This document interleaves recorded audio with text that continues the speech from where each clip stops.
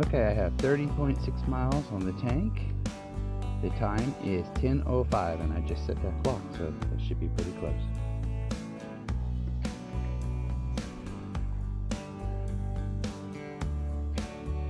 Tell you guys what the plan is today in just a minute. Okay, it is 10:15. I just got my 7,500 mile maintenance done. Okay, looks like the wind is just too god-awful at highway speeds. Well, last week I got the 7,500 mile maintenance done on my Vulcan 900 and thought I'd better take it out for a shakedown run to double check that everything is still in good working order before taking any longer trips. Fall and cooler temps are coming soon.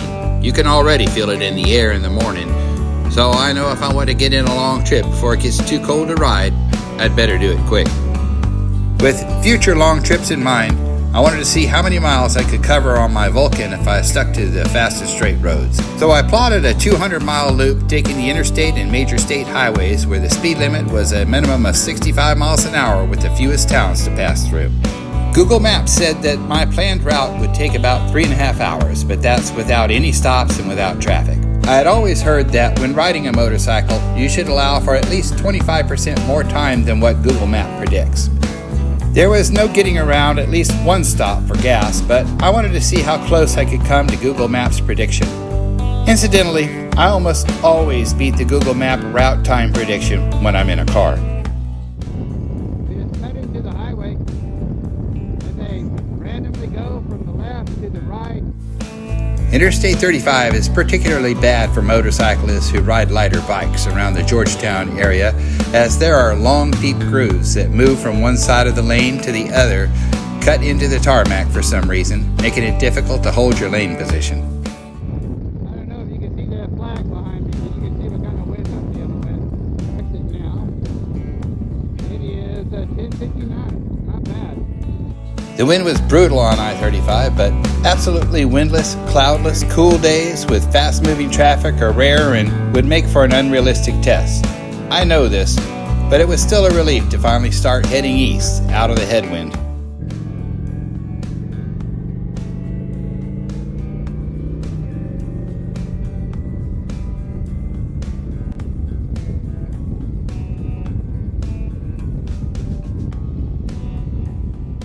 Well, we're passing through the little town of Rogers. I guess there's no getting around passing through some little towns. At least traffic's not bad. The lights are friendly, nice and green.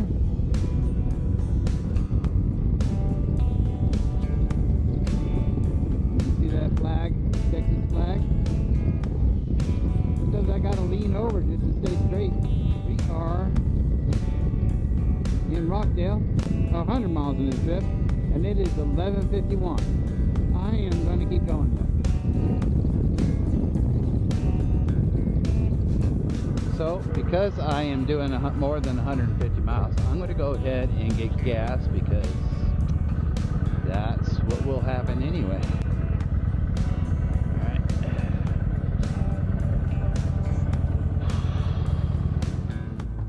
So I don't even know if this camera is working. I had to pull over. It's my first brake, but it's a camera brake. So I just go ahead and shush my legs. What the heck? So I don't know how much footage I'm going to be able to get from this camera. It was stuck on. I've never had a camera get stuck on before, so I had to pull over and pull the battery. I am at 170 miles into the trip.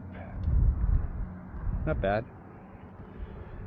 I went ahead and just took a little break since I pulled over anyway, and I got off 290 because we're starting to run into the lights, and the whole idea is to stay on the fastest roads I can with as few stops as possible to see how many miles I can make. So we hopped off on 95. Okay, we are 200 miles into our trip. Google Maps predicted 208 minutes, and it took me almost exactly 240 minutes to complete my 200-mile mini adventure. That included a stop for gas, which Google does not take into account, and a typical motovlogger camera repair stop. If I kept with the unofficial standard of 25% extra time that I mentioned at the beginning of this video, I could have taken an extra 20 minutes for myself somewhere along the way, which would have been much appreciated, by the way. As always, if you found this video useful, please consider giving it a like and subscribing to the channel, and I will see you in the next video. Okay, I've come 205 miles, and it is 2:04.